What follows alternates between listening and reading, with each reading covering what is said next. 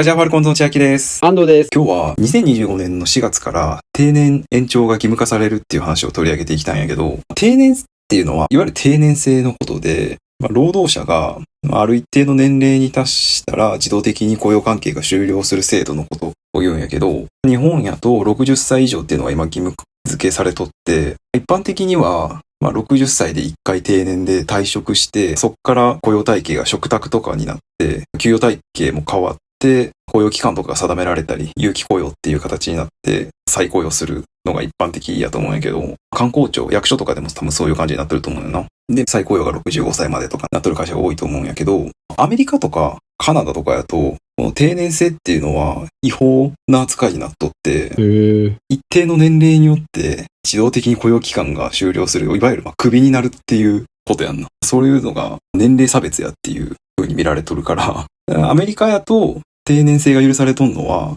警察官とか消防士とかほんと限られた職種だけなん。体力的にも。っていう風になっとんのやけど、日本でも定年制がなくなるわけではないけど、この60歳以上っていう枠が65歳以上に延長するのが2025年4月から始まる。もう来年からか。具体的な内容がどういう風になってるかっていうと、最初に定年延長の義務化って言ったんやけど、厳密にはこの表現誤りで、正しくは65歳以上の雇用確保が義務化されるっていう風になって決まっとって、具体的に言うと、65歳まで定年を延長するか、もしくは65歳までの継続雇用制度の導入をするか、定年制を廃止するか、この3つのうちのいずれかを行うことが義務化される。例えばその継続雇用制度っていうのが、60歳定年制のままで、労働者の希望があったら65歳まで雇用を継続できるようにするっていう制度のことで、勘違いされやすいのは、65歳まで延長したら65歳まで辞めれやんのかっていうと別にそういうわけじゃなくて、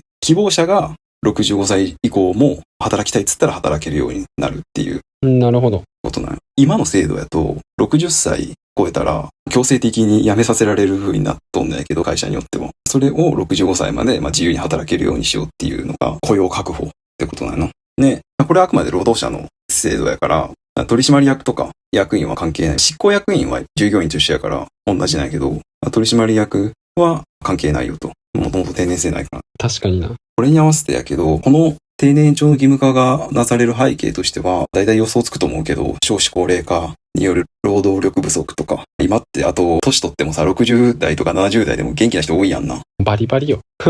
平均寿命が伸びとるからさ、人生100年時代とか言うけどさ、60歳で定年で辞めたとしても40年ぐらいまだ人生あるからね。まだ稼がなあかんよな。60じゃ早い。まだまだ働きたいって人も結構多いんや。確かに、そのくらいの年代の人って働きことを生きがいにしとる人も多いからな。モチベーションに。そういう人らに限って、いきなり働くのやめたら一気に老化、年取って、ボケたりとか、そういうのあるらしいよ。昔はな、60歳になったらようやく辞めれるっていう、そうそうそう。おめでたい感じだったけどな、今はもう、本当は辞めたくないのにみたいなさ、辞めさせられるっていう気持ちの方が強いかもな。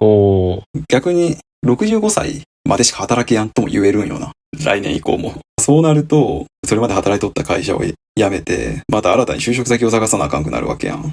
確かに。なかなかそれも、今結構難しい局面にあるらしくて。さすがにその年からの転職ってのはむずいやろ。転職もそうやし、辞めるわけにもいかんっていう仕事をやっぱ続けてかんと食べていけやんっていう現状もあって、65歳以上の高齢者の就業人口とかを調べた調査が総務省で出とって、労働力調査か。それによると、日本全体で65歳から69歳で働いとる人が 46.6%、約半分ぐらいは働いとんのよ、何かしらの。確かに、そんなイメージやな。だから定年65歳っての早いかもな。もうちょっと伸ばさんと困るやろうな。多分俺らがそれぐらいの年齢になった時は、ほんと70とか75ぐらいになってないと、のたれ死ぬ可能性がある。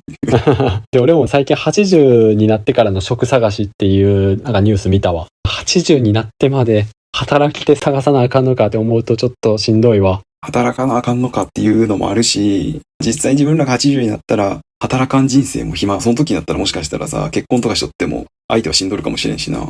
確かにな。一人寂しく、何もしてんよりは働きたいって思うかもしれんな。年金とかもどうなるかわからんしな。そうやな。で、今年も公的年金が増額になっとって、あんまり話題になってないんやけどな。全然知らんだわ。2年連続で公的年金が増額されとって、24年度は 2.7% 増加と、厚労省が2024年度の公的年金の支給額を23年度に対して 2.7% 引き上げるように発表しましたと。で、例えば、自営業の人たちが入る国民年金を40年間保険料を納めて満額支給される場合、68歳以下は1750円増の月68000円。で、69歳以上は1758円増しの月67808円になるってことで、近年の物価高とかによって年金も徐々に上がっていってるの。それでも少ないけどな。そうやな。なんか実質賃金の伸びに比べたらやっぱり少ないらしいよ。これも。ちなみに65歳以上の仕事のしとる人の割合で都道府県別に見ると長野県が一番多くて、長野県高齢者多いからな。一番少ないのは沖縄。2番目に少ないのは北海道とか。やっぱ伸び伸びしとる、なんかイメージあるわ。余生を楽しく過ごしとる気がするわ。イメージやけど。生活コストが低いっていうのもあるんやろうけど、働く場所がないっていうのもあるような気がするな。確かにな。でもやっぱ一番さ、日本のこの環境でさ、俺らが理想的な定年の迎え方はさ、天下りじゃない？天下りな。確かに。天下りできる地位やったら、天下り選ぶな。そうな。例えば民間やったら、民間の大手企業の部長とかの上級役職クラスの人が、子会社とかの役員になるっていうね、定年後に。そういうのが天下りとかって言うんやけど、役所とかな、観光庁から民間企業の役員に天下ってくることもよくあるんやけど、それができれば一番いいよな。安泰やな。大手企業ので最後まで働いて、で退職金ももらいつつ、民間企業でな社長とかになって、でそこで役員報酬をもらい続けるっていう働ける、いけるとこまで。その限られた生活をできるのがもう本当一握りやからな。世の中の9割方はそんなこと、うまいこといかんけどな。俺、前の会社結構、老舗企業というか、昔からある、それなりの規模の会社やったからさ、結構観光庁とか、民間の大手から天下りの人が来ることが多かったんやけど、一長一短というか、二つのパターンに分かれるな。全くやる気ない人か、やる気ないか。逆に観光庁とかから来た人で、そっちでは、事務仕事とか現場仕事やっとった人が、民間の営業職とかになって今までやったことない職種になって、この年から新しい仕事に挑戦できることが多分嬉しいんやろうけど、生き生きしとる人とかもおったな。天下りの人ってな、偉そうにしとるイメージやけど、そうでもないんやな。雇用してもらえることに感謝してる人もおったな。また雇ってもらえるありがとうございますみたいな感じになって。そういう人はまあいいよな、でもな。みんながみんなそんなふんぞり返ってるわけじゃないんや、じゃあ。そうやな。本当に極端やな。やる気ない人は本当にやる気ない。もうずっと手ぶらで会社来て、ヤフーニュース見て、あとはなんかマインスイーパーしてます。ソリティアやってますみたいな人もおるし。いやー、でもどうなるの？実際自分がその立場やったら俺はそっち側になる気がするな。やる気ない人。やる気ない人。だって60が定年、だって理想はさ、60でもうリタイアよ。きっぱり退職金と年金で余生を十分に楽しむっていうのが俺の理想。それもな、今はそのシステム崩壊してないか？退職金もな、相場的にはどうや2000万とか3000万とかもらえたらいい方やんな。2000万、3000万。全然老後、例えば80、100まで生きるとしたら40年、それだけで食ってけんからな。無理やな。だからもう60定年ってなってるけども、ほぼほぼ再雇用でもう65、もしくは70ぐらいまでっていうのが、生きていく上ではもう必要不可欠やからな。でもな、再雇用もな、結構会社からはな、煙たがられたりするよ。やっぱ特にやる気ない人はな、本当にいつ辞めてもらうかみたいな。いつその辞めてもらうのを打診するかみたいな感じだったからな。確かに、いくら60でもバリバリ現役とはいえど、昨今のパソコン使ったデジタル化とか、DX とか IoT とか全然分かってない人も多いから、そういうのに対してついていけんっていう人は難しいんやろうなって思うわ。今の時代必須やからさ、パソコンを作った仕事っていうのが。だからもうタイピングもできません、スマホ使いこなせませんみたいな人は厳しいよな。それでいて待遇に文句言うみたいなな。そうそうそう。会社としてもさ、定年が伸びれば、その分人が増えるからさ、詰まってくんよな、どんどん。確かに上が詰まってくん。で、下の、その年齢が若い人の育成とかもあるから、できればやっぱり早めに辞めてほしいよ、会社的には。パフォーマンスもそんな高くない人が多いからな、年取ってくると。そうそうそう。確かにな。なかなか言いづらいと思うで、定年が伸びたからっつって、じゃあ65まで丸々働きますって言っとっても、仕事を与えられずみたいな、追い出し部屋みたいな感じにさ、窓際族やんな、いわゆる。そういう風になっとったら、ソリティアやっとるおじさんとかも、仕事が与えられやんから、そうなってしまうよな。確かに。でもそういうのを気にそんな目をつぶれば、今までその定年でリセットして、正社員から再雇用で派遣とか、嘱託扱いになって、収入が減るよりは、定年伸びて、正社員のまま5年10年、ボーナスとかも満額もらえるぐらいになるっていうのは、いいことなんじゃない？そうやな。その時にまだ退職金制度が残っとったら、その勤続年数に応じて退職金も増えるやろうしな。とはいっても、65歳でやっぱり退職は免れやんから、役員じゃなけりゃな。だから何かしらの再就職をせなあかんわけやけど、再就職に困らんぐらい専門的なスキルがあればいいけどさ、大半の人はないわけやん。確かにな。だからその年になっても、できる仕事っていうのがないかなと思って調べてみたから紹介したいんやけど、今、羅列していくんやけど、定年後の仕事おすすめ、いろいろあるんやけど、介護、警備員、清掃員、タクシーとかバスの運転手、貨物ドライバー、電話対応コールセンター、事務職、ビルハウスクリーニング、あと日本語教師とか、プログラマーとか、ウェブライターとかあるな。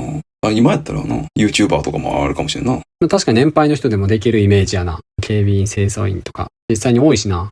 タクシードライバーとさ、あとガードマン、交通誘導員とかはもう定年後の仕事としては定番やんな。そういうイメージあるよな。タクシードライバーは腰悪くなる可能性あるし、警備員はずっと立ちっぱでしんどいから、これもどうなるな。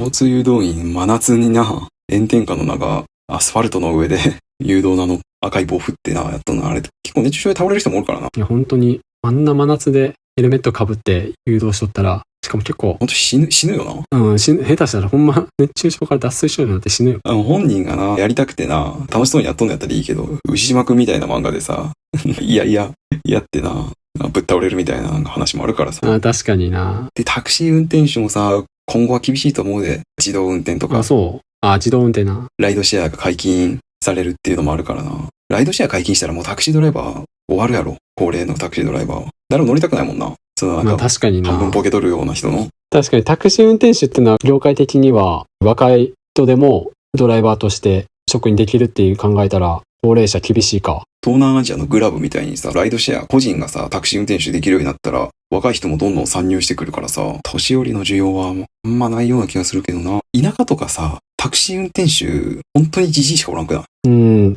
うちも田舎やからわかるよ。怖いもんな、田舎でタクシーの乗るの。確かに。ナビも使えやんとかさ。経験則で走るからな。そう。場所伝えてもさ、無線で誰かに聞いたりしてさ、誰々さんちの前だよみたいな、なんかそんなこと言ってるからな、あれ。あのコミュニティも謎やけどな。てかナビあるんやからナビ使えよって思うけど。使ってほしいよな。本当俺の Google マップ見せるからこの通りに行ってくれってもう言いたいもんな。俺らもさ、定年後の職とかも考えなあかんよな、今のうちからな。定年後でもできるような仕事をしておかなあかん。この YouTube か。定年まで続けとる。その頃にはどうやろうな。今が150人やから300人の登録者ぐらいにはなっとるんじゃない？ 30年後 ?30 年後。年間5人。それぐらいになってたら嬉しいけどな。やる気の問題だと思うけどな、仕事に関しては。うちのさ、親、ちょっと30離れとってさ、父親が。で、ちょうど60の時に仕事をパッタリ辞めたんよね。再雇用じゃなくて。本人はもう満足した感じで辞めて、1年半ぐらいニート生活を送っとったな。もう働きたくないっつって。今の時代にはそぐわん。ほんまにぐうたらしとって。で、さすがに1年半経った9月、先月から仕事またやり始めて、それが主営企業とかで門のところでさ、来客の人とか記入するようなところで、それまではな、プリンターの整備とかでサービス料やっとったんやけど、全く違う業界に行ってしまって、本人は定年したら働きたくない余生を過ごすって言っとったんやけど、やっぱ暇っていうこともあったんやろな。ずっといやいや仕事しとったんやろうな。もう惰性でやっとったんやろな、多分。いや、俺もてっきり普通に再雇用して、まだバリバリ65ぐらいまで働くんかなと思っとったら、家族の誰にも相談せずに一人で辞めたわ。勝手に。この年でもさ、ちゃんと一応再就職はできとるから、すごいんじゃん。でも確かにな、家族からしたらこのままずっと職にも就かずに、一日 YouTube 見て過ごしとるのを見とったからさ、健康にも悪いなって思っとった矢先やったから、よかったわ、働いてくれて。確かにでも、俺らもさ、自分の心配も大事やけど、親の心配も結構せなあかんよな。定年過ぎてからさ、働かずにさ、就職先が見つからずにさ、貯金もそう尽きたらさ、もう俺らにそう頼ってくるしかないで。もうこっちが仕送り送るしかないもんな。扶養の義務あるしな。俺ら。うん、そうそう。それも困るよな。いや困る。だから、それこそさっきの話じゃないけど、80まで死ぬ者狂いで働いてくれってもう言うしかないわ。自分たちもお金に余裕があるわけじゃないしな。仕事する上でな、やっぱりボケとか防止にもなるし。今、若い人はさ、定年後のさ、お金の不安とかがあるから、投資とか貯蓄とかしっかりしてる人が多いよな。まあ、それ理想はさ、定年後遊んで暮らせるぐらいな、貯金して。で、仕事せずとも、なんか遊びながら、暇せずに暮らせたら一番いいよな、死ぬまで。俺も20代中盤ぐらいまではそう思っとったよ。ファイヤーするって。そう切りたいやか。それができたらいいけど、でも何もせずにな、遊ぶだけでおるのもなんか暇そうやから、やっぱり仕事したいってなりそうやけどな。70とか80なっても。なんだかんだでな。暇やろな、多分老後。でもあんま体使わん仕事がいいな、でも。それこそ在宅でできる仕事とかあったらいいけどな。やっぱこれじゃない。じゃあ、多分30年ぐらいやったら、もうちょっと喋り上手くなるやろ。じゃあ、まあ俺らは長いスパンでチャンネルを成長させていけばいいんか。定年までに収益化できるように。定年までに趣味でやってる範囲から、定年から仕事に。そうそう。ああ、いい、なんか、モチベなったわ。仕事ってやっぱ趣味とかそういう楽しくやってないと続かんからな。こういうの喋っとるだけでお金が入りゃいいけどな。確かに。まあ65歳まで定年が延長するけど、労働者側にはメリット多いかもしれんけど、とはいえ、働く側は多分会社には言いづらいまま、60から65歳の5年間を。いかに過ごすかやな。6年間か、だから過ごさなあかんから。その60から65の5年間を、それまで過ごしてきた他の社員との付き合いとか、根回しとかで、その5年間の処遇が決まるからな。今のうちに定年で会社から掘り出されてもやっていけるように、就職先に目星をつけとくとか、よそで使えるようなスキルを磨いておくことが大事だと思うわ。確かにな。そういう感じで、今日は2025年4月から定年延長が義務化されるっていう話を取り上げました。ありがとうございます。はい。このチャンネルではこんな感じで普段気になった出来事やニュースを雑談形式で配信しています。どのチャンネルかわからなく前にチャンネル登録とまた高評価の方お願いします。あと個人的に蒸されたいっていうブログを運営してて週に1回更新してるので読んでくれたら嬉しいです。